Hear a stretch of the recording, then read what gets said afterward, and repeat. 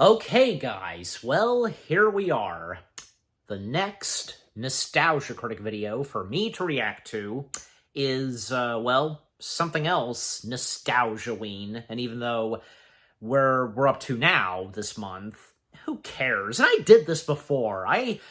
Last time I did something like this, yeah, because I reacted to one more Nostalgia-ween video. I'm just saying, because, yeah. That was the one where he did his review on the one of the Ronald McDonald cartoons. That is Halloweenish, yeah. If you remember that one, okay. But yes, I just I couldn't help it, and I just wanted to get to this, and yeah, here we are now. I'm about to do my reaction to it. The Nostalgia Critics review, and to close off, which closes off this Nostalgia-ween. Goosebumps. Yes. 2015's Goosebumps. Oh, yeah. Yeah, I mean, I have some pretty good memories when it came to having seen Goosebumps in theaters. My mom and I did, and we both really enjoyed it.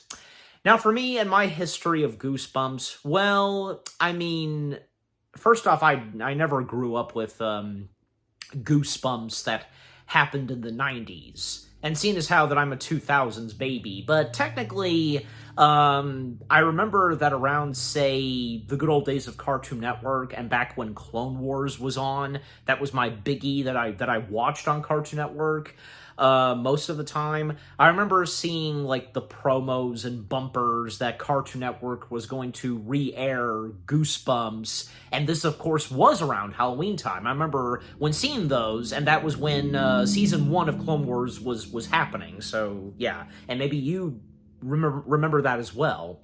I think maybe I watched just a little bit of Goosebumps when they came on Cartoon Network, and seen R.L. Stine giving some introductions, and, yeah.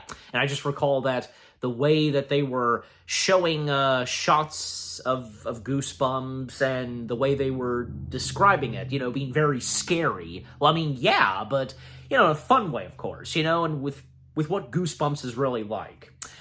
But I gotta say, like, one of the other pieces of R.L. Stine material that I saw, which, of course, besides Goosebumps, there have been plenty of other works of Stine's that have been adapted into, like, movies or shows, on TV or maybe on the big screen. But I remember seeing this a good chunk of times, and Disney Channel showing it quite a lot. Mostly Ghostly. Oh, who doesn't remember Mostly Ghostly? Yeah, because I remember seeing that, and I didn't have full knowledge that that was one of R.L. Stine's materials, but yeah, until I discovered, oh, okay. So I had most prominently seen that, but not enough of Goosebumps. But of course, I mean, eventually it didn't take me too long to realize that, man, Goosebumps having such a huge impact, especially to those who grew up in the 90s, maybe to some of you who grew up in the 90s, who follow the Little Blue Channel. Yeah, I mean, if any of you have so many fond memories of Goosebumps in general, just... Yeah, and I know a couple of friends of mine who are into Goosebumps, but yeah, anyways.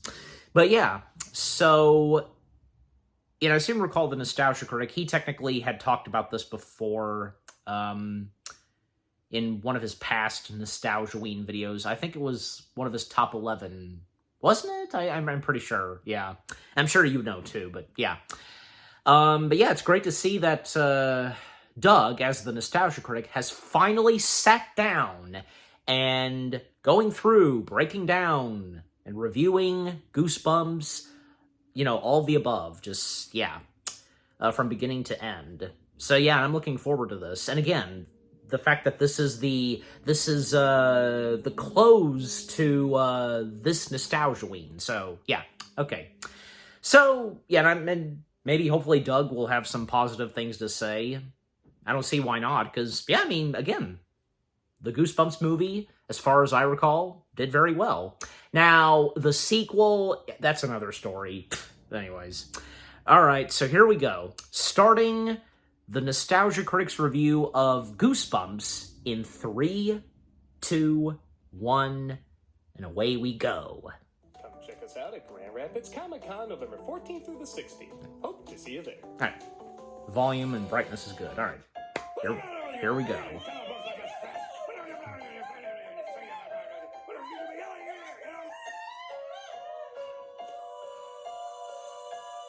One last time seeing this intro for this Nostalgia-ween.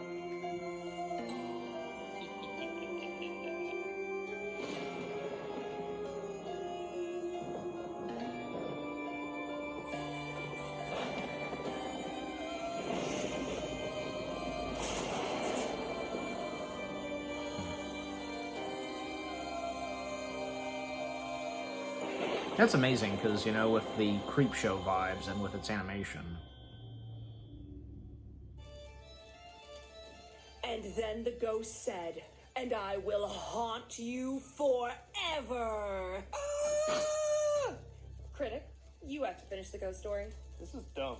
Very clearly a fire hazard. Come on, Critic. It's like we're in a spooky 90s kids show. Well, no kids shows in the 90s were spooky, so I have no interest. Why do you have to be such a bummer about the creepy things that we grew up with? Yeah, like Are You Afraid of the Dark? Or Erie, Indiana. Or Goosebumps! Oh, I loved Goosebumps! Remember Slappy the Dummy? Or the Dead House? Or the Evil Sponge! Critic, you could have been scared by an evil sponge. Oh, just hearing the way you talk about it scares me. What 90s kid didn't love Goosebumps? This 90s kid. Well, that's because you got so much 80s in you. Yeah, Goosebumps I was about to fun. say, yeah. I guess it just wasn't the right age for it. Well, what do you expect? It's still for kids. Yeah, it's no Friday the 13th, but it's the most you could do given the age group.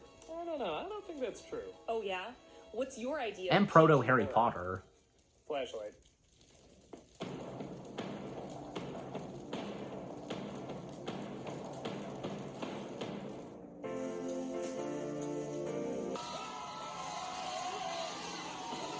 Ah, yes, okay, I see.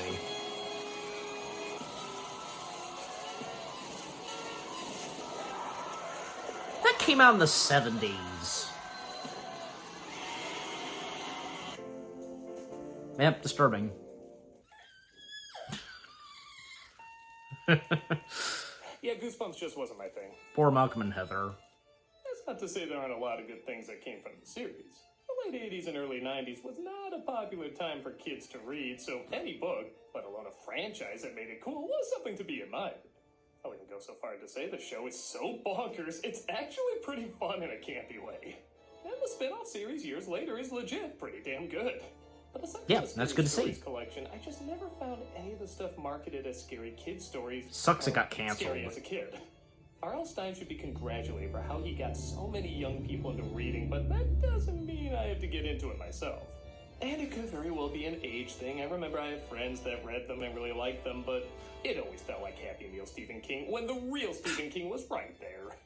So yes, I admire a lot of what it did. It just was never something I personally got into. So it's probably no surprise that I didn't get into the Goosebumps movie. Aww.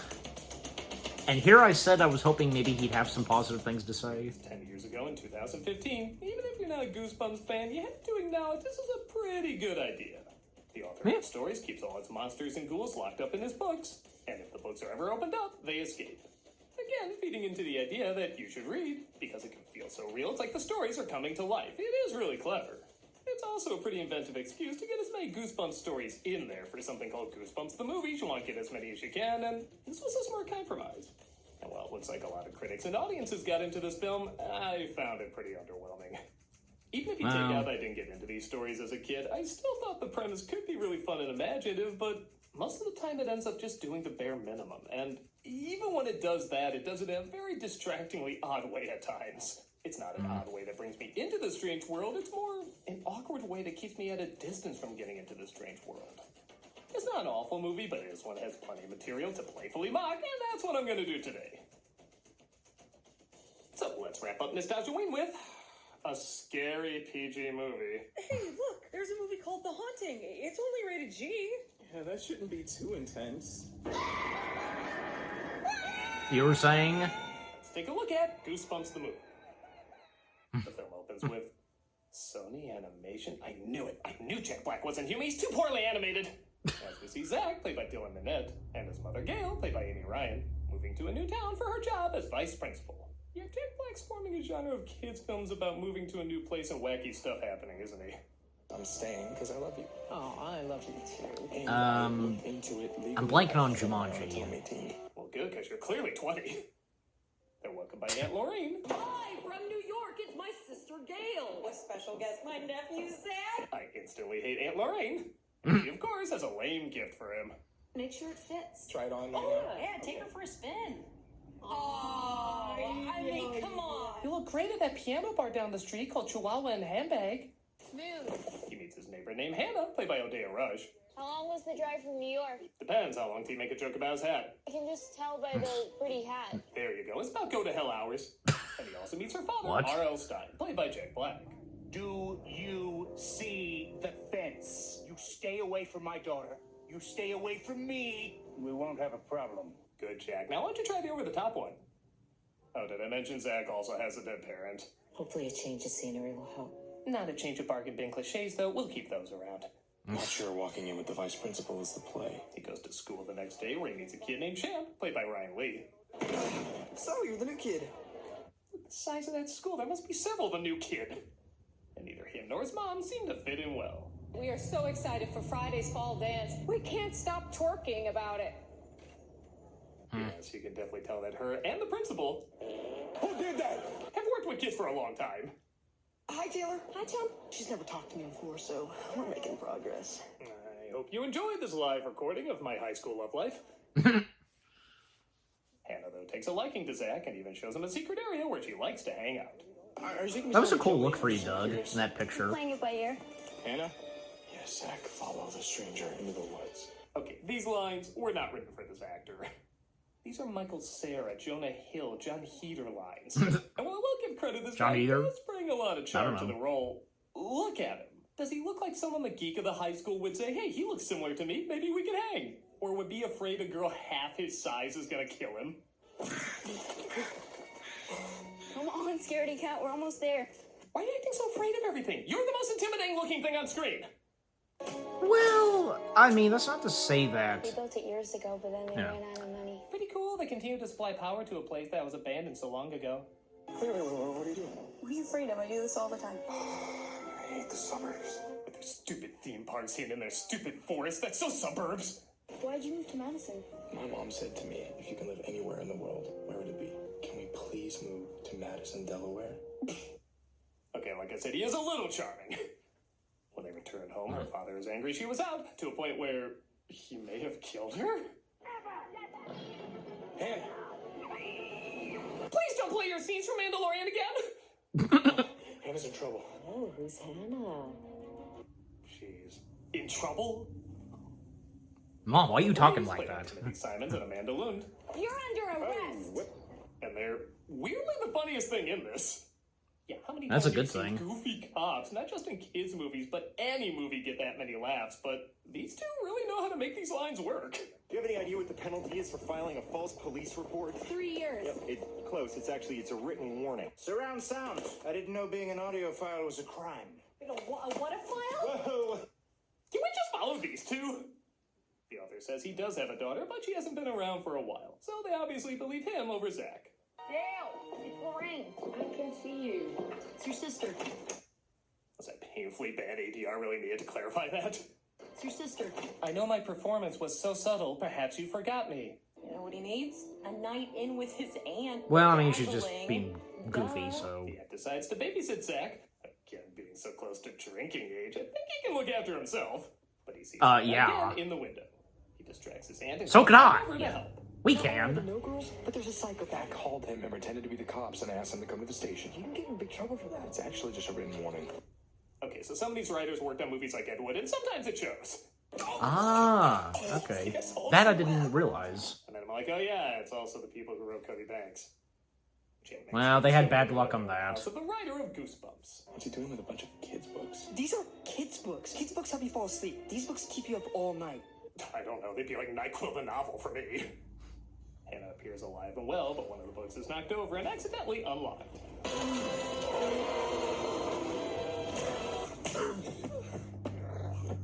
Oh god, they opened the novelization of Red 1. Come to think of it, it looks like something that would be in Red 1 as of now. Stop in the book! Just wait. Hannah, open the book! Not yet. Night of the Living Dummy. Stein shows up, though, with the book to suck him back in. A pretty fair distance away. Why'd you have to wait for it to get closer, Hannah? I don't know. I looked at the trap, Ray. Mine. Oh. What the hell is this? That popcorn's hotshot? What's going on? They tell him they're aware he's the Goosebumps Yeah. author, but he denies. Because there's... His ego by saying I think we he's know the by poor man now, Stephen because King. Channel Awesome had their very own Halloween-like More special. books than him, but nobody ever talks about that. Okay. Way more books. Scariest thing about this movie, finding out that's true. When I was younger, I suffered from terrible allergies that kept me indoors. And all the kids threw rocks at my window and called me names. They always make fun of the fact I never spoke in my real voice and always used whatever the hell I'm doing right now. Yeah, that's the thing I'm figuring out about Jack Black movies. Whenever he does a believable performance, he's pretty entertaining. Yeah. Jumanji, Mario Brothers, Kung Fu Panda, Tropic Thunder. Even though these are comedies, he feels real within the worlds they created, and he helps bring them to life. Mm-hmm. But when he does a silly voice like Mandalorian, Minecraft, Borderlands, or R.L. Stein, it just sounds exactly like Wasn't he okay in a silly Borderlands? voice. Because I don't know. You're grounded. I told you to He was just stay voicing a away from us or robot. Something bad would happen. Really good idea. He's a keeper. Go exploring? When? That could be fine in a short sketch or a song, but for an hour and a half, it is so damn distracting, especially during serious moments. I was trying to protect her. This gift of mine is a curse. You have no idea how lonely it's been until Hannah. She's different. He sounds like Jim Carrey doing Count Olaf doing Jim Carrey. There's no way I can get into the emotion of this. Speaking of impressions, want to hear Jack Black's Mark Hamill? You're giving me, oh, what's the word? Goosebumps. Oh my god, he's so creepy. He is? Man, I am really not the audience for this. The scariest thing is his voice giving me PTSD to his claptrap performance. Something about Jack Black voicing Slappy, I'll talk about later. Slappy slipped out one of the books that fell over, and he uses his new freedom to release other monsters from their literary prison. That one's a real page turner. How does he reach the pedals? Who cares? Remind you, there's 2 little monsters ripping up kitchen scenes this year. Yeah, that's right. No, please, I already ruined Gulliver's Travels. Yeah, sadly. You've written stories about rainbows and unicorns. Because that doesn't sell 400 million copies. Yoga porn stars can't suck their dick as well as this movie. Oh, God. Oh, thank God. At least the cops are back in the story. I was frozen. No, I'm too depressed. They were the best part of the movie. What the hell are you doing? You better have damn great writing coming up to make up for their absence. Oh my god, Dad! Dad, what happened to you? Oh, thank God. Guys, false alarm. It's not my dad. Did I mention one of the writers at Turbo worked on this too? I Ah. figure out Stein could just write a book where all the monsters are Writers of destroyed, Ed Wood? which is actually a pretty clever plan. Writers of He Turbo? says he needs a specific Combined. typewriter. Every story I've ever written was on that Smith Corona. It's not just me. That typewriter is special. It has Look, a soul. this is way No, I wrote a good story than, about say, called Turbo, Typey the right? Ghostwriter typewriter. That one took 2 days for me to write. It looks like the typewriter is at the school. Of course, while a dance is going on. There better be witches that look like drag queens doing a song number. So they drop it off. It's the invisible boy. He's a menace. Oh man, what crazy ideas are we gonna do with this? Guess we're done there. Just throw in a giant bug or some lazy shit like that. I remember Yep. writing about a giant green mantis. Right, now I remember. That made you remember? I don't want to know how your mind works. The car crashes, though, in front of a store. Why'd you have to come up with something so freaky? I just have a knack for it, I guess. Granted, that might have been one of my other writers. Lemonade, grape, or strawberry? Good God, man. Here, orange. Just to double check, the monkey? This. I'm so glad people read these to appreciate good horror in the future. Yeah. Naturally, another monster is found inside. What are you doing? It's the werewolf of Beaver Swamp. He can smell my scent. When you start to look at the Space Jam movies and say, you know, maybe they weren't that much a commercial. They outrun the werewolf and run into Lorraine in the back. Hello. Hi, hello. I don't think we've been properly introduced. I'm Lorraine. Hello, R.L. Stein. As the other pudgy, non-funny person in this movie, I suggest we hook up. They take a shortcut through the cemetery where Zach makes a big discovery. What is it? My God, R.L. Stine Ghost wrote Twilight! No. Nah, even he's not that bad. No. Can't give much thought to it though. As zombies come A alive nice and chase twist, after you know, that When she's, they come out of the you know, book, part oh, of the yes. books. All right, I'm stuck. Go on without me, save yourself. Okay, good luck. I didn't mean it. I'll kill him. Where is that little imbecile? Oh boy, I can't wait to see what happens when he catches up with Champ. They put my typewriter. I know it was this way. It might have been the other way. Guess they dropped that one too. You know, jokes are a lot easier when you don't have to include a punchline. Zach tells Stein that he's aware that Hannah is one of his creations. I wrote her in such a way that she thinks she's real, and she is real to me, Zach. I don't expect you to understand. Actually, I do. I'm a forgettable generic character myself. They both agree they have to look out for Hannah, which hopefully isn't for too much longer as they found the typewriter. So start writing. Yes, but what's the story? Monsters lose, good guys win in the end. No. It doesn't work unless it's a real Goosebumps story with twists and turns and frights. No, a Goosebumps story. Just write the blank of blank and you'll have something. They give Stein a place to write while they try to tell the dance what's going on. Surprisingly, they don't believe him. Monsters Of course have they wouldn't. invaded Madison. He's right. It's the boogeyman. And he's picking his nose.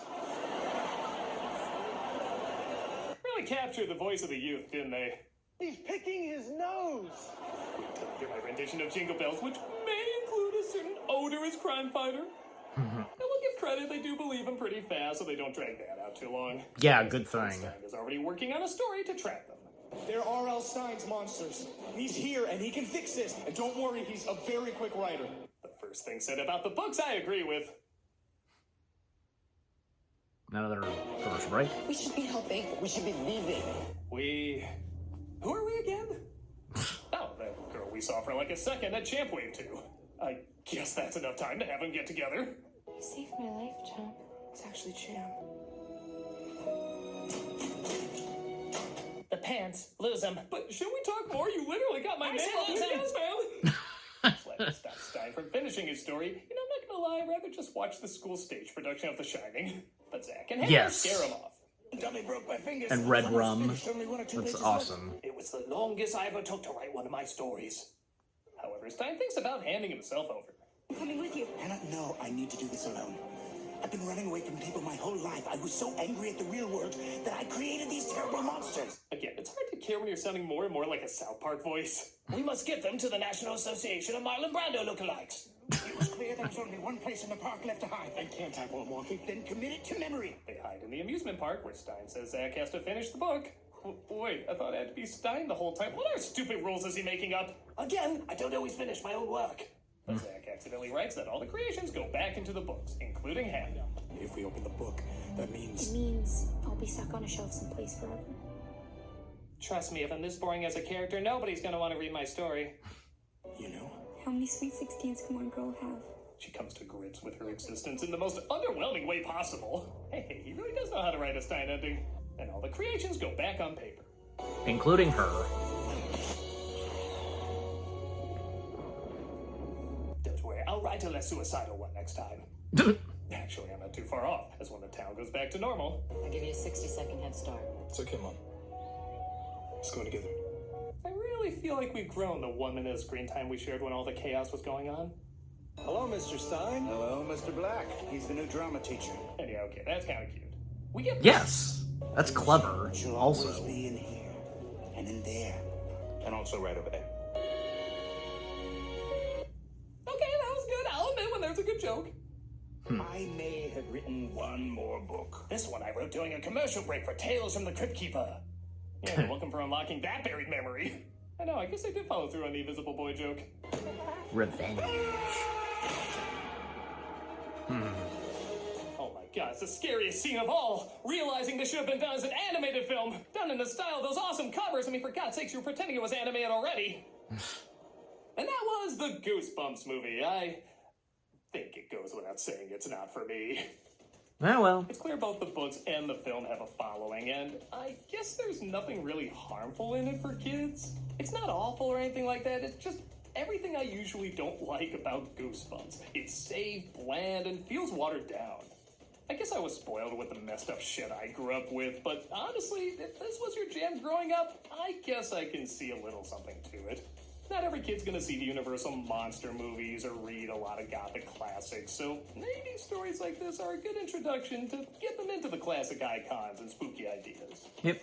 Maybe the film is a celebration of that. Kids having fun with the first time they saw werewolves, killer clowns, or talking dummies, preparing them for the actual scary werewolves, killer clowns, and talking dummies. Yep. And again, it got so many kids into reading, it's really hard not to see the upside of that.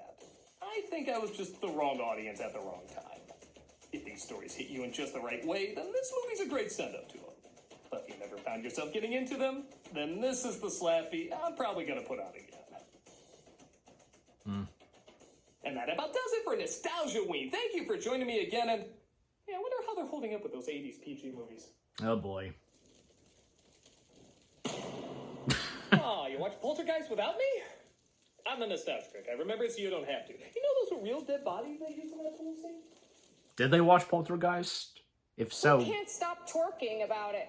If so, how did you know, Doug? Okay. We're still doing cameos for Charity Bunkas? Alright. So, that was the Nostalgia Critics review of 2015's Goosebumps, the last of this Nostalgia Ween. That was good. Yeah, despite the fact that, yeah, as Doug makes it very clear as the Nostalgia Critic, not his thing, and hey, I respect his opinion. He's entitled to his opinion. But for me personally, as I said, I really enjoyed this movie. I really did. Probably, I'm just simply saying, one of my favorite pieces of Goosebumps materials. The movie. Yeah. And like I said, because I didn't grow up, nor did I really watch that much of the Goosebumps show from the 90s. And as I said, when I remember that Cartoon Network, they started to re-show Goosebumps. Yeah, so I'm just simply saying. But of course, I have mad respect for Goosebumps, because I, of course, am well aware of the huge impact that Goosebumps has on so many, including some of you. Yeah, and I've still been meaning to give the Goosebumps show that's on Disney Plus a watch as well. Yeah, I'm going to, as I record this. But also, okay, yeah. One thing I wanted to mention, and I'm sure there's going to be a couple of others that I'll talk about, but right now, because I mentioned earlier about the puppeteer for Slappy. Yeah. Right there, yeah. Avery Jones, that's his name. Whom you can find on YouTube, his YouTube channel being Inside My Brain. Yeah, so Avery being the puppeteer for Slappy. I think for both Goosebumps films? Or I think just mainly the first one. Yeah, mainly the first one. So him being chosen to be the puppeteering, doing the puppeteering and such for Slappy. He even did the voice. And shout out to my friends over at So You Want to Be an Imagineer, because, well, another channel that they had been a part of called Youch Films, and they did podcasts. They interviewed with so many talents, and Avery being one of them. Basically, they did review quite a good chunk of those that was involved in Goosebumps. Could you imagine if they got R.L. Stine? That would have been awesome. But point being is that, yeah. So they interviewed Avery Jones, and apparently because for a while it was believed that maybe Avery's voice would be used full-time for Slappy. And even Jack Black was trying to get the studio to have Avery's voice be used, because, Jack, of course, being impressed with what Avery was doing, and, let him do it. He's good, according to Avery, but sadly, in the end, and in the final film, it ended up being Jack's voice. And look, I mean, Jack Black, he did really good, also being the voice performance of Slappy, but there's no doubt, of course, that a good talent like Avery, especially in the case of puppets, no doubt, of course, that his full voice performance is Slappy. Excellent. Yeah. And even, say, according to Avery, because there was, just one trailer? Yeah, just one trailer where his voice was still in it. So, God knows where it is, and if... I'm sure, but, overall, because, Yeah, but I mean, of course, I've heard him do other. I've heard his slappy voice in a couple of other content. Even say like on his YouTube channel, which I'm looking at it right now because he did one. There was one with him and Slappy. I think they went to the Walt Disney Studios. Yeah, pretty sure. This is something that has to do with the Walt Disney Studios, but also like a vlog or something that he did where he went to Comic-Con on account of, say, Goosebumps and such. Yeah. So, yeah, it's a shame because, because usually, like, especially in the case of the Muppets, the Muppeteers, not only, like, them performing the characters, but their voices as well. Their voices remaining, but, oh well. There are times that wouldn't happen. I mean, it's like, in the case of, I can think of a few things where, like, there have been a few Muppet projects where, like, the Puppeteers' voices don't get used. I can think of, like, say, yeah, Dark Crystal, or, say, Bear in the Big Blue House. Because I can remember, like, in Bear in the Big Blue House, like, when they had guest voices on Bear in the Big Blue House from Whoopi Goldberg, and one episode that had both Gilbert Gottfried and Brad Garrett together, voicing two animals that were in a tree that collapsed. Yeah. So their voices being inserted to those characters. That. Or most prominently, Emmett Otter's Junk Band Christmas, Ma. Ma was puppeteered and performed by Frank Oz, but then what's-her-face then stepping in to be the official voice of Ma. There you go. But yeah. So, I mean, overall, because it would have been nice if Avery's voice was used full-time for Goosebumps, but it's just one of those things.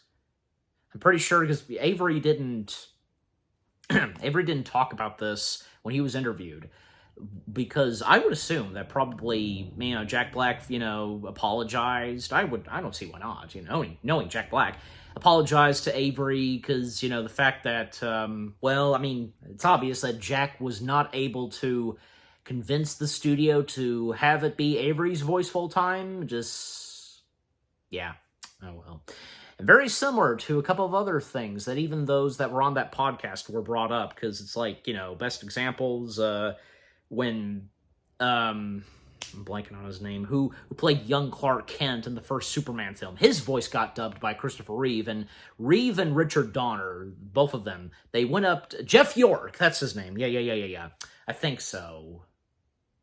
Yeah, Jeff, like his name, but alright, but point being is that, yeah, at the premiere and press for Superman, they went up to him and they apologized for his voice being dubbed by Reeve because they were concerned that he didn't sound like the same like vocal levels as Reeve. Man, that's understandable. But not only that, but also Avery brought this up in the podcast that he was a part of, being interviewed, where in The Wizard of Oz, the Munchkins, all of them were dubbed, and My Harami, who was the coroner, yeah, I got his name right, he was the coroner, I thoroughly examined her. For 60 years, he thought that was his actual voice, and he wrote a book about being a voice and all that, and then at some point, one of the Oz historians came up to him and said, no, it's one of the Disney voice guys. How did I know her feelings towards the late My Harami, but how did he not realize that that was not his actual voice? In fact, you can find this on YouTube. I've seen this where there's a clip where the three Munchkins, singing "We Represent the Lollipop Guild." There's their actual singing voices. We can hear their actual voices, but of course, in the final film, this is a comparison video. We can hear their actual voices, but in the final film, it's as one of the Oz historians put it best, the Disney voice guys, because it's true, yeah. But yeah, anyways. But anything else to say about Goosebumps? Well, I mean, yeah, because, like, some of the stuff that Doug pointed out, because, he did give some positive things at times in this movie. But still, the fact that it's not his cup of tea, I understand.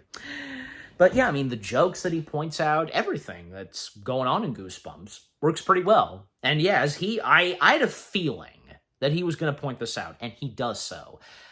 R.L. Stine himself making a cameo. Hello, Mr. Stine. Hello, Mr. Black. That was genius. Love that. That was brilliant. And yeah, cute, as Doug says, but just, yeah, very clever, as I also said.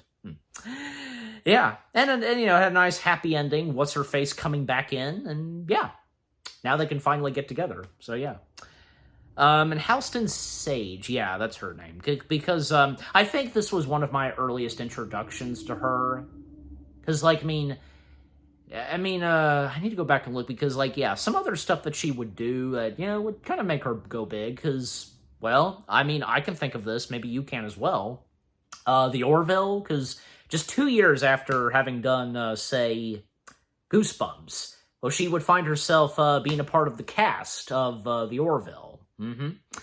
So, there's that, and a bunch of other stuff that she would do, including a couple of, like, what, 1 or 2 video games? Yeah, I'm sure you would know that, too, which ones she did, but yeah. You know, Doug didn't bring this up, and even if it was necessary, because it's true. On the YouTube channel Movie Clips, the one clip where they're at the supermarket and the werewolf being there in the like basketball shorts, that has gotten so many views and, like, if not one of the top most popular movie clips on YouTube, straight from Movie Clips. And, you know, I mean, here's another thing, because with what Doug pointed out, you know, comparison and all that of the werewolf, because, you know, Space Jam. Well, I was thinking more of, like, say, what, Teen Wolf?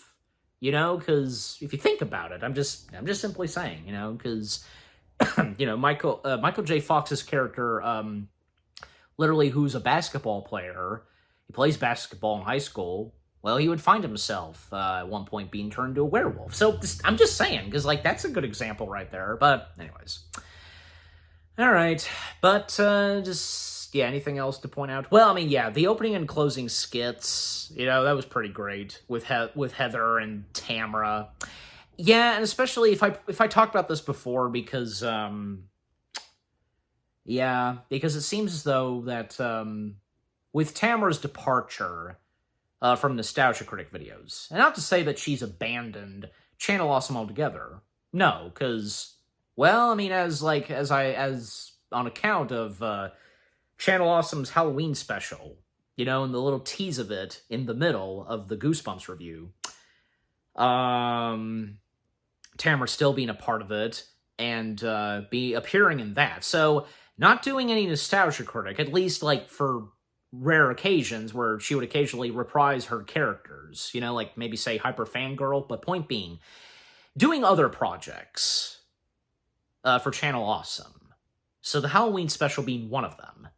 And, but overall, because, like, what I'm trying to get out is that, yeah, Heather now being, like, the new, like, leading, like, lady of the Nostalgia Critic videos. First started with Rachel, then Tamara, and now Heather.